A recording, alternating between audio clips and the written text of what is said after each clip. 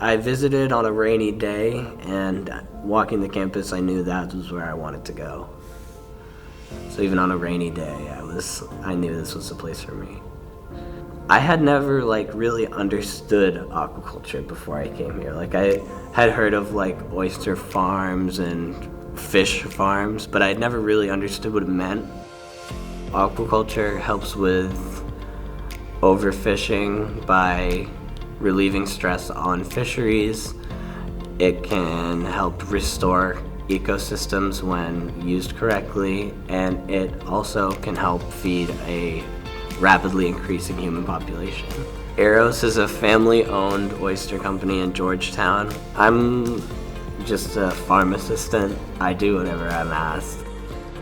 There's not very many employees, so everybody kind of does everything that needs to get done.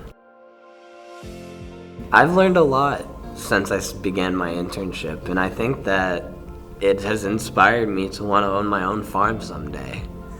There's so much that goes into it, but it's work that I've completely enjoyed every part of, and so I would love to be able to do a job that I enjoy. I came here for the program, and the program has made me discover something that I want to do for the rest of my life. I think that's a plus. I think that's makes it a successful trip to UNE.